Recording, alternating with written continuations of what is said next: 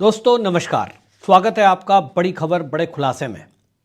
दोस्तों, दिल्ली की मुख्यमंत्री रेखा गुप्ता ने विधानसभा में जिस तरह से आम आदमी पार्टी को एक एक करके उनके भ्रष्टाचार का खुलासा किया, पूरी तरह से आम आदमी पार्टी को एक्सपोज करके रख दिया।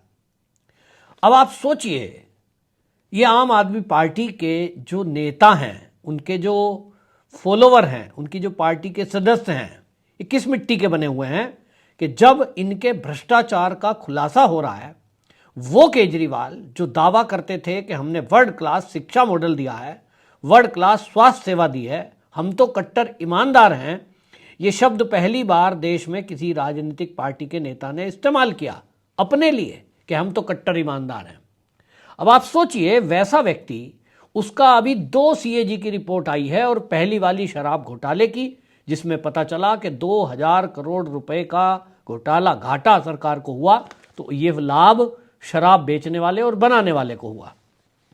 दूसरी जो सीएजी की रिपोर्ट है वो स्वास्थ्य विभाग को लेकर आई, जिसमें यह पता चलता है कि कोरोना के काल में अरविंद केजरीवाल के द्वारा जो केंद्र का पैसा था उसका पूरी तरह इस्तेमाल नहीं किया गया। एक षड्यंत्र के तहत केंद्र को बदनाम किया जा सके, ताकि लोगों को लगे कि दिल्ली में जो असुविधाएं हैं, जो लोग मर रहे हैं, वो केवल इसलिए मर रहे हैं क्योंकि केंद्र सरकार, केजरीवाल सरकार को ऑक्सीजन पूरी नहीं दे रही है। इस तरह का षड्यंत्र, ऐसी सोच कि दिल्ली के सैकड़ों लोग मर जाएं, लेकिन इनको राजनीति करनी है। आज रेखा गुप्ता ने विधानसभा में जो भाषण दिया है, भाषण नहीं कहूंगा, सीएजी रिपोर्ट पर खुलासा किया है, उसको सब लोगों को रेखा गुप्ता जी के एक्स अकाउंट पर और बीजेपी के अकाउंट पर, उनके यूट्यूब पर जाकर देखना, जरूर सुनना चाहिए। और भारतीय जनता पार्टी से ज़्यादा आम आदमी पार्टी के नेता, उनके विधायक और आम आदमी पार्टी को जो सपोर्ट करते हैं, खास तौर पे दिल्ली वालों को तो जरूर सुनना चाहिए। अगर वो सुने और अंतरात्मा की आवाज़ से सुने कि देखिए, एक अभी जो नई नियुक्त सीएम है वो सीएजी की रिपोर्ट पढ़ रही है, ना कि ये बीजेपी के किसी कार्यकर्ता की रिपोर्ट पढ़ रही है। अब चुनाव भी नहीं है कि आरोप लगाए जा रहे हैं, ये सिद्ध आरोप हैं, क्योंकि सीएजी ने एक्सपर्टों की राय पूरी है।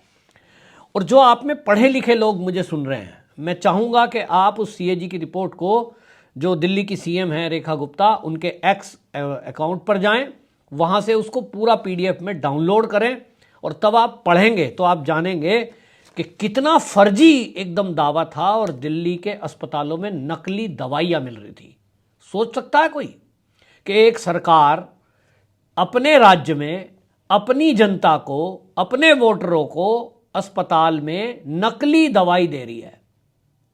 सीधा सीधा मैं ये कह चुका हूं और दोबारा कह रहा हूं कि ये अरविंद केजरीवाल पर हत्या का केस दर्ज दिल्ली वालों को कराना चाहिए, जिनके परिवार में किसी भी व्यक्ति की कोरोना काल में मृत्यु हुई है। हालांकि वो कोरोना काल में कई लोगों को हार्ट अटैक और बाकी चीज दिखा दी गई है, लेकिन उसके बावजूद भी जिस तरह से नकली दवाई दिल्ली के अस्पतालों में दी गई, उससे तो कोरोना के बाद में भी लोग मरे हैं। बहुतों का लीवर खराब होकर लोग मर रहे हैं, किडनी खराब लोग होकर मर रहे हैं, हार्ट अटैक से मर रहे हैं, क्योंकि यह खुलासा सीएजी की रिपोर्ट में हो रहा है कि दवाइयां नकली थी। दूसरा, टेस्टिंग के सामान नहीं थे, हॉस्पिटल में ऑक्सीजन नहीं है, आईसीयू बेड नहीं है, अस्पताल बनाए नहीं गए और खाली बिल्डिंग खड़ी कर दी गई, जिसमें पूरे मानक पूरे ना होने की वजह से लगभग 900 करोड़ रुपया सरकार का स्वाहा हो गया। किस तरह का सोच रखने वाला आदमी ये केजरीवाल है, सोच सकते हैं आप। तो आम आदमी पार्टी के नेताओं को राजनीति या बीजेपी के आरोपों का जवाब देने के बजाय अपने दिल पर हाथ रखें और वो विचार करें इस मुद्दे पर कि जो रेखा गुप्ता ने कहा है, जो बीजेपी के नेता विधानसभा में बोल रहे हैं, वो उनके शब्द नहीं हैं, वो सीएजी की रिपोर्ट को पढ़कर उस पर चर्चा कर रहे हैं। आम आदमी पार्टी की आतिशी और पूरे विधायक, आप संख्या में जितने भी हों, जो शोर मचा रहे हैं और सड़क पर आकर झूठ बोल रहे हैं और प्रेस कॉन्फ्रेंस करके कह रहे हैं कि साहब 2500 रुपये कब मिलेंगे, दिल्ली की महिलाओं को 2500 रुपये देने का वादा जो किया है, आप केवल अपनी कमियों को छुपाने के लिए जो शोर मचा रहे हैं वो ठीक नहीं है। महिलाओं को 8 मार्च को मोदी जी ने घोषणा करने का वादा किया है, तो 8 मार्च जाने दीजिए, 9 मार्च जिस दिन हो जाए, अगर उस दिन आप कहें कि घोषणा नहीं हुई, तब आप घेर सकते हैं। उसके पहले जो आम आदमी पार्टी के नेता शोर मचा रहे हैं, उनसे मैं पूछना चाहता हूं कि चलिए, मोदी जी को घेरने के लिए आपके पास बहुत टाइम पड़ा है, 5 साल अभी बीजेपी की सरकार दिल्ली में चलेगी, तो आप आज के 1 महीने बाद भी जब अप्रैल आ जाएगा तो भी ये मुद्दे उठा सकते हो। शोर मचाओ खूब सड़क पर, मीडिया में, हम भी आपके साथ आएंगे अगर अप्रैल महीने में किसी महिला के खाते में पैसे देने का वादा जो किया था उसकी घोषणा ना हो। लेकिन आज जो सीएजी की रिपोर्ट आ रही है, ये 2 रिपोर्ट आई हैं। सोचिए, शराब का घोटाला उस आदमी ने किया, उस आदमी की सरकार में हुआ जो अपने आप को कट्टर ईमानदार कहता था, उस मंत्रालय में हुआ जिसके लिए वो अवार्ड देने की बात करते थे, भारत रत्न देने की बात करते थे। क्या ये शर्मनाक बात नहीं है? आम आदमी पार्टी के लोगों को झांकना चाहिए। दूसरी बात, यहां अब स्वास्थ्य वाली अगर बात करें तो अब आप सोचिए कि स्वास्थ्य विभाग का जो घोटाला है वो इस कदर है, ये एक तरफ बात करते हैं कि हम जो है रोजगार देंगे, दूसरी तरफ दिल्ली के अस्पताल में जो सीएजी की रिपोर्ट बताती है कि 234 डॉक्टरों की वैकेंसी खाली है। देश में डॉक्टर बेरोजगार हैं, प्राइवेट क्लिनिक चला रहे हैं, नौकरी तलाश रहे हैं, और यहाँ देश की राजधानी दिल्ली में 234 डॉक्टरों की वैकेंसी खाली है। 2000 नर्सिंग स्टाफ की वैकेंसी खाली है। 2796 मेडिकल पैरामेडिकल स्टाफ की वैकेंसी खाली है।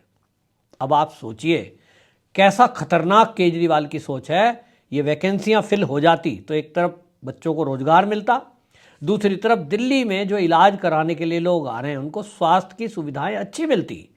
लेकिन केजरीवाल तो केजरीवाल हैं। और एक उदाहरण जो रेखा गुप्ता ने दिया, आप सबको गौर करने की बात है कि जब कोरोना काल चल रहा था तो मास्क पहनने की एक अनिवार्यता थी, क्योंकि वो आपकी सांसों से बीमारी फैले या आपको लग न जाए। N95 मास्क रिकमेंड किया गया था डॉक्टरों की तरफ से, और वो मास्क N95 जो आप लगाते थे उसकी कीमत जो होलसेल में खरीद रहे थे वो 10 रुपए की है। और सीएजी रिपोर्ट में जो खुलासा हुआ है, रेखा गुप्ता ने जो खुलासा किया, आप जानकर चौंक जाएंगे। आम आदमी पार्टी के नेताओं से मैं कह रहा हूं कि वो केजरीवाल से पूछें सीएजी रिपोर्ट ले जाकर, अगर रेखा गुप्ता झूठ बोल रही है, क्योंकि सदन में खड़े होकर बोला है, वहां झूठ नहीं बोल सकती, वो ऑन रिकॉर्ड है और सीएजी की रिपोर्ट वेबसाइट पर पड़ी है, उसे पढ़ें। उन्होंने कहा कि जो 10 रुपए का मास्क आता था मुंह पर लगाने वाला, वो 250 रुपए रेट में खरीदा गया है, यानी 240 रुपए पर मास्क कमीशन। ये सरकार ने भ्रष्टाचार किया है। ये किसकी जेब में गया? या तो स्वास्थ्य मंत्री की जेब में गया होगा, सत्येंद्र जैन की, और सत्येंद्र जैन की जेब में गया तो सत्येंद्र जैन से पूछे ये आम आदमी पार्टी वाले सब लोग, या फिर ये केजरीवाल से पूछे। लेकिन केजरीवाल से कोई सवाल नहीं पूछे, इसीलिए केजरीवाल गायब है। और केजरीवाल ना तो मीडिया में आ रहे हैं, मीडिया में हालांकि वो आते किस स्टाइल से हैं आम आदमी पार्टी वाले, किसी मीडिया का जवाब नहीं देते। आतिशी मारलेना की प्रेस कॉन्फ्रेंस देख लो, किसी की देख लो, ये जवाब नहीं देते। इनका लगा बंधा बिकाऊ मीडिया है, उसके बावजूद भी प्रश्नों का उत्तर नहीं देते। फिर भी केजरीवाल डरे हुए हैं कि कहीं कोई पत्रकार ऐसा ना हो कि इनसे सवाल पूछ ले कि तुम तो अपने आप को कट्टर ईमानदार कहते थे, तो तुमने तो बेईमानी की हद कर दी, लाशों पर आपने कमीशन खा लिया। इतने लोग मरे दिल्ली के अंदर अस्पतालों में, और शमशान घाट में लाशों के ढेर लगे थे, तो आपने लोगों को मौत के घाट उतार दिया। इसके लिए सीधे आपके ऊपर हत्या का मुकदमा क्यों ना चले, ये पूछना चाहिए। अरविंद केजरीवाल कह सकते हैं कि साहब स्वास्थ्य मंत्री तो कोई और था, मेरे पास तो मंत्रालय था नहीं। तो आपके पास क्या था? आप तो विधानसभा में खड़े होकर कहते थे कि दिल्ली के मालिक हम हैं, तो आप तो मालिक थे। और एक मुख्यमंत्री सभी मंत्रियों का हेड होता है, तो हेड होने के नाते जिम्मेदारी तो आप ही की है। तो क्यों ना आपके ऊपर दिल्ली वालों की मौत का मुकदमा दर्ज होना चाहिए। भ्रष्टाचार हुआ है, दूसरी तरफ बेशर्मी के साथ ये आम आदमी पार्टी के विधायक विधानसभा में हल्ला मचा रहे हैं, सड़कों पर प्रेस कॉन्फ्रेंस करके झूठ बोल रहे हैं। 2,500 कब आएंगे, 2,500 कब आएंगे। अरे 2,500 नहीं भी आएंगे तो उससे कोई मरेगा नहीं, लेकिन आपकी वजह से, ऑक्सीजन ना होने की वजह से, डॉक्टर ना होने की वजह से और नकली दवाई की वजह से दिल्ली वाले कितने लोग मरे आपके 11 साल में, ये आंकड़े भी जुटाए जाने चाहिए। लेकिन यहाँ मैं एक बात और कहूँगा, अब आप सोचें कि अरविंद केजरीवाल जिस तरह से गायब हैं, अब लोग सवाल कर रहे हैं ना, बीजेपी वाले भी कर रहे हैं, मीडिया भी पूछ रहा है आखिरकार केजरीवाल कहाँ गए। खबर आई है कि वो विपश्यना के लिए जा रहे हैं। विपश्यना के लिए कहाँ जाएंगे? पंजाब में जाएंगे। ये वही नाटक नौटंकी है केजरीवाल की जो हमेशा से वो करते रहे कि प्रश्नों से भागने के लिए उन्होंने ये घोषणा कर दी और पंजाब में जाएंगे। उनके लिए खबर आ रही है कि लुधियाना में एक कोठी तलाश ली गई है, जैसा मैंने आपको पहले ही बता दिया था। करना क्या है वहां जाकर, क्योंकि वहां जो है अगली राजनीति अब इन्हें वहीं करनी है। दिल्ली में तो दिल्ली वाले पकड़ पकड़ के कूटेंगे, पूछेंगे कि भाई तेरी वजह से, तू कहता था ऑक्सीजन नहीं है, तू कहता था केंद्र पैसा नहीं दे रहा। अरे केंद्र ने जितना पैसा दिया आपने तो उसमें से खर्च ही नहीं किया। 950 करोड़ रुपया करीब जो मिला आपको, उसमें से पूरा पैसा खर्च नहीं कर पाए। तो इसका मतलब तो आप ब्लेम गेम करना चाह रहे थे, मोदी बदनाम हो जाए ऐसा कुछ प्लान कर रहे थे मीडिया के जरिए। तो लोगों को मारने का जिम्मेदार हो। एक तरफ आपने नकली शराब दी जिससे दिल्ली के शराब पीने वालों के लीवर, किडनी खराब हुई, लीवर डैमेज हो गए। जब वो अस्पताल पहुंचते थे, पेट में दर्द है डॉक्टर साहब, तो वहां जो दवाई मिलती थी वो दवाई नकली मिल रही थी। कई माओं के लाल चले गए इस दुनिया से। केजरीवाल को वो माताएं पकड़ के पूछेंगी कि बताओ हमारे बेटे की मौत का जिम्मेदार तू है, क्योंकि नकली दवाइयां मिली और तूने नकली शराब दी।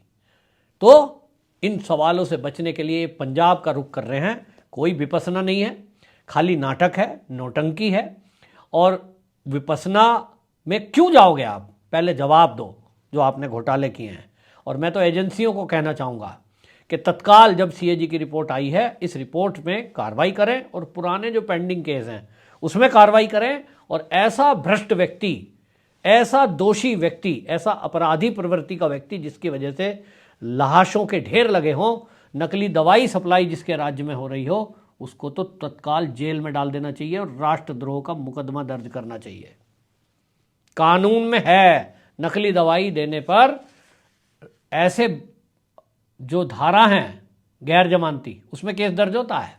लेकिन दुर्भाग्य इस देश का यह है कि क्योंकि संसद कानून बनाती है और संसद में सब नेता बैठते हैं, वो किसी भी पार्टी के हों, इन्होंने ऐसे कानून बना रखे हैं जिससे नेता पकड़ में नहीं आते, नेता को जेल नहीं होती। और यही कारण हम देख रहे हैं कि 2014 से मोदी जी लगातार, अभी 11वां साल चल रहा है, लेकिन भाई साहब मजाल है कोई नेता जेल गया हो। बीजेपी वाले कितना ही चिल्लाएं, भ्रष्टाचार किया कांग्रेस ने, कॉमनवेल्थ, 2G, कोई 3G, कुछ भी चिल्लाइए, फायदा क्या है मोदी जी अगर कोई जेल नहीं गया है। ऐसे ही मुझे नहीं लगता कि अरविंद केजरीवाल को भी दिल्ली सरकार में, उनकी सरकार में जो भ्रष्टाचार हुए हैं, ये बीजेपी वाले विधानसभा में कुछ भी बोल दें, मुझे नहीं लगता कि केजरीवाल को ये जेल भेज पाएंगे। तो केजरीवाल विपश्यना के लिए पंजाब जाएं या वो विदेश जाएं, वो कहीं भी जाएं। जैसे राहुल गांधी घूम रहे हैं, बढ़िया चार्टर्ड प्लेन में घूमते हैं, ऐश आराम करते हैं, क्योंकि जो भ्रष्टाचार का लूटा हुआ पैसा है उससे एंजॉय करते हैं। आम जनता मूर्ख बनती है और आम जनता ही मरती है, आम जनता ही पिसती है। तो मुझे लगता है कि बीजेपी वालों को जो ये रिपोर्ट्स आई हैं, ये केवल शोर शराबे के लिए नहीं, आपने अगर पोल खोली है, इसके आगे की कार्रवाई करें। कार्रवाइयां केंद्र को करनी है, क्योंकि केंद्र कानून बनाएगा।